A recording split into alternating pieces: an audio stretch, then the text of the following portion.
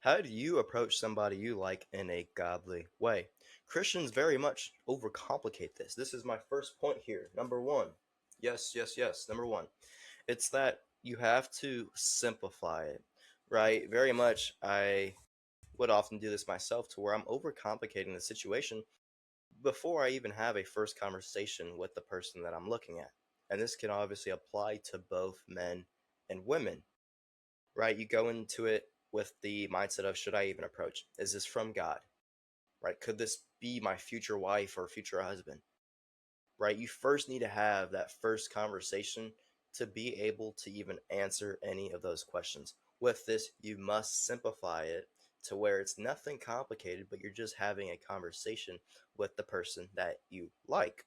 The other thing, though, it's realizing that that person is a person. They're not some multi-dimensional threat, even though it may feel like it with dating nowadays, but they are simply just a human, right? It's somebody that, you know, you're going to talk to as if you talk to, different people. Of course, maybe with a different intention of, say, wanting to get to know that person on a deeper level. But when we talk about approaching somebody that you like in a godly way, it's to have your brain recognize. If you've been out of the game for a long time, I understand, since graduating high school, stuff like this has been real scarce in a way.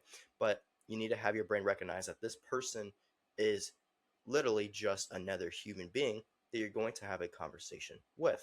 If you overcomplicate it, well, then it feels like that you're, having to take a game seven, you know, game winning shot in the NBA finals. That's the very first thing there. You need to simplify it to where it's nothing too crazy. Number two, yes, number two here, maybe it's backwards on your screen, is to check your heart before you approach that person. What does this mean? Well, when we talk about approaching another man, another woman, you need to see where you stand. Some points I have here, it's, do I genuinely want to know this person, right? Or say, is it more of their looks and their beauty or their handsomeness pulling you towards that person? There's nothing wrong with attraction, but not by any means. You need to be attracted to the person that you want to date or that you're currently dating.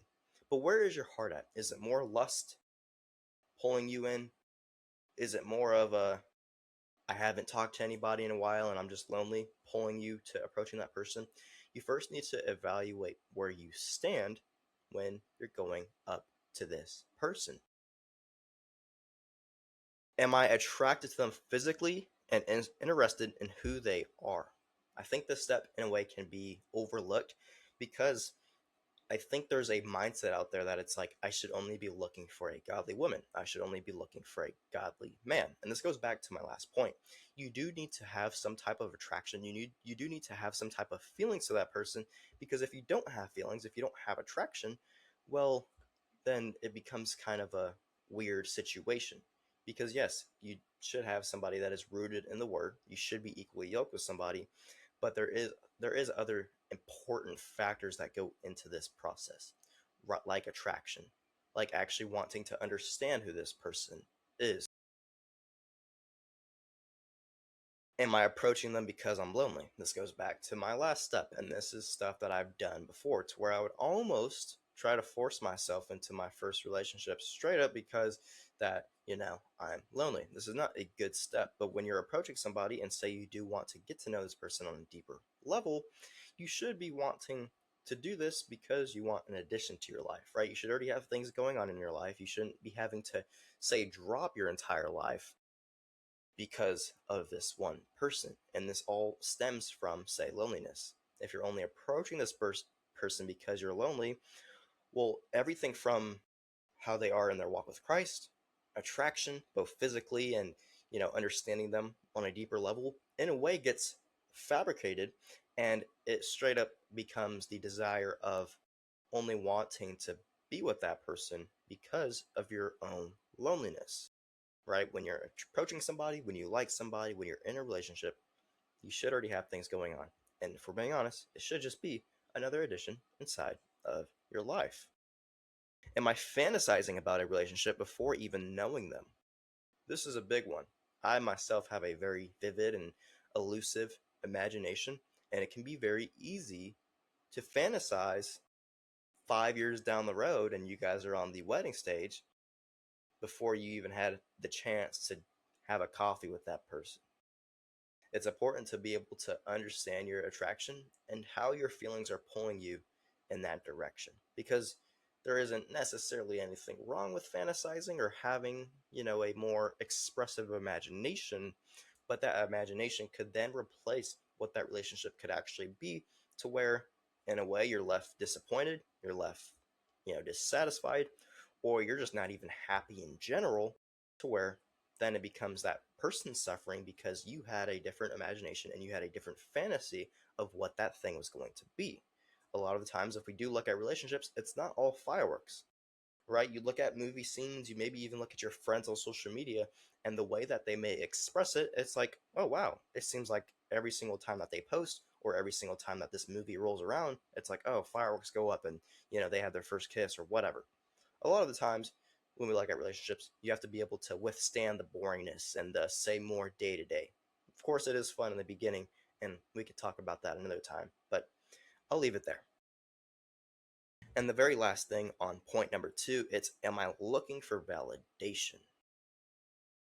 It's good to look at the heart rather than, say, your own personal, like, say, ego and whatever you would want to call that, right? If you're looking for just validation in a relationship, you should probably rethink things when you're, say, going to approach another human being, right? Because a relationship is not just about you, but it's also about that other person. It's also about validating God, having God in the center. It's also about caring for that other person's feelings and making sure that they're validated, right? It's very easy to get into this selfish type of love rather than this selfless love that we see within God when He sent His Son, Jesus Christ, to die on the cross for our sins. Number 3, yes, number 3. It is, don't make them into the one before you get to know them. A lot of Christians can turn a simple crush into, maybe God sent this person for me. Once again, we have to slow down this approach. You can't explicitly decide and determine if God sent that person from you straight up just based off of you liking that person, or based off one conversation or one coffee date, right? There is a lot more that goes into you figuring out that sign. And for some of you, I mean, I'm not going to speak on everyone's behalf. Maybe you found it out right away. Maybe it was that one conversation that really brought you guys together, and boom, y'all are married with 3 kids. Like, there might literally be somebody watching this video right now, which is, in a way, kind of crazy to think about. But it's important that you don't make them the one before the one. You don't know that yet. You need to have revelation, right? Attraction is information. Attraction is not revelation. One conversation isn't necessarily, right? Not speaking for everybody, but for very much the majority of the people that watch this video, it is not revelation, but it is simply a conversation. And there's a lot more that goes into determining if someone is the one. Number 4, this is a fun one. Actually approach them. This is going to be my most practical, I would say, from these steps. And you need to be confident. You need to go up to them, and however that approach may look for you, and very much be confident. Actually approach them. Be confident, not arrogant, right? You need to simplify this other step. That it shouldn't be something so complicated that you're shivering in your boots. And I know for people on here, you may be antisocial. Again, maybe you've been out of the game for a while, and so on and so forth. But you actually have to approach them. If you're going to figure out if this person's sent from God, if you're ever going to want to get married one day and this is what God has for you, you first need to be able to move. You have to be willing to move. And this is very, very crucial. Actually approach them, right? Start a normal conversation. I think most guys especially, and maybe women as well, overcomplicate this, but specifically more towards the guys because we often more approach than women. But a simple conversation. Hey, the weather's nice. As cliche as it may sound, that works. Or, hey, what book are you reading, right? Maybe you're going to bookshops and whatnot. Hey, what is this book about? Or if you're at a coffee shop, do you like this drink on the menu? Right? So on and so forth. Just everyday conversations that can flow in naturally to where it's you guys are kicking it off, right? Reading her emotions or reading his emotions if the girl's approaching the man, right? Reading their body language. And then based off all these factors and how the conversation is, if she seems engaged, if he seems engaged, then it's, hey, would you want to maybe swing by here around some time and grab a coffee together, right? It is very simple and subtle ways that you can make this approach very, very easy, right? You don't need a 47-minute theological dissection, right? You can let that be well down towards in the relationship, or maybe it doesn't come up, right? Theologics run deep. My next thing, 5, pursue, not pressure. You need to respect boundaries, accept rejection if it comes, right? Some other points I have is not repeatedly pursuing somebody who has made their answer clear, not guilt tripping them spiritually, not saying, God told me you're my wife or you're my husband, and so on and so forth, right? Don't pressure somebody into a decision that they didn't even want to make in the first place. Because once again, this whole point of the video here is simplifying this process to where you can go out and see someone that you're attracted to and actually take these steps and put them into real life. And if we're going to talk about that, we need to talk about pursue, not pressure. If you already put in all the steps, right, to going up and having that first conversation, and say that doesn't work out, say you get blocked by James in the NBA Finals in Game 7, right? So, something like that happens. Let it go. But say it goes a little farther to where you have that first coffee date, and maybe nothing else follows. Maybe they mysteriously ghost you. I've had a lot of courses like that, I guess, in a way that stuff like that has happened. Don't go obsessing. Don't go pressuring somebody, again, into a decision that they don't want to be in, right? That's the worst thing that you can do, right? There. Number 6. Yes, number 6. Look for character, not just chemistry, right? How are they with other people? How are they with their parents? If you eventually get down that line to where you're asking them to be your girlfriend and whatnot, this will be strictly towards my men. Women, you do need to look at this, but in this scenario, we are talking about men here. You have to look at their imperfections, their flaws, look at the things that are good about them, and so on and so forth.